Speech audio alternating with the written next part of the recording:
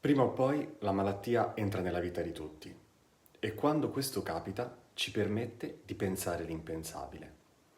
Non è un caso che nel tarot la carta che parla della malattia sia anche quella che porta con sé la più grande quantità di cambiamento. Quando il male tocca il nostro corpo fisico, lì capiamo che qualcosa nella nostra vita non va. Lì cominciamo a chiederci dove stiamo sbagliando e cosa dovremmo cambiare. A volte la malattia ci allontana dal lavoro, cambia le nostre abitudini, modifica il modo in cui ci relazioniamo agli altri. Proporzionalmente alla sua intensità ci fa perdere i nostri ruoli, le nostre identità. E questo fa paura, certo, ma a volte porta con sé anche un sollievo inatteso.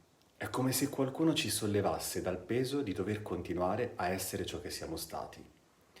La malattia, nel suo modo duro, ci concede una pausa dall'identità che ci stava consumando. A quel punto, forse per la prima volta, possiamo osare pensarci in una veste professionale diversa, perché in fondo forse quel vecchio lavoro era diventato un po' troppo pesante. Osare smettere di cucinare sempre per tutti e cominciare a permettere anche agli altri di fare qualcosa per noi. Forse anche loro non vedevano l'ora. Ci alleggeriamo, perdiamo anche con dolore pezzi di noi. Sì, certo, ma mentre questo avviene ci rendiamo anche conto che senza quei pezzi comunque continuiamo a esistere. Non sappiamo più chi siamo, eppure sentiamo che un'altra parte di noi, che esiste al di là dei ruoli, prende forza.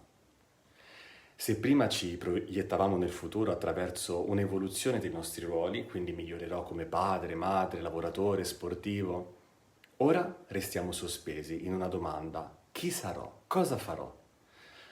La malattia ci permette di cambiare ciò che prima non sarebbe stato possibile cambiare, perché è troppo radicato, troppo consolidato nelle nostre vite. Senza i nostri ruoli restiamo in una terra di mezzo, non siamo più quelli di prima, ma non sappiamo ancora chi diventeremo. È un vuoto che disorienta, certo, ma è anche lo spazio in cui qualcosa di nuovo può cominciare a prendere forma. L'arcano 13 ci insegna proprio questo. Qualcosa deve finire per permettere a qualcos'altro di iniziare. La malattia ci permette di pensare l'impensabile. Tutti abbiamo vissuto, viviamo o vivremo direttamente o indirettamente questa fase. È archetipica, è condivisa, è parte del nostro percorso umano. E allora viene spontanea una domanda. Se la malattia ci chiede un cambiamento e ci permette di pensare l'impensabile, perché non iniziare subito? Perché non cominciare ora, anche da sani, a esplorare le possibilità che l'esistenza ci offre? Perché aspettare che questa necessità tocchi il corpo fisico e diventi inevitabile quando possiamo iniziare adesso?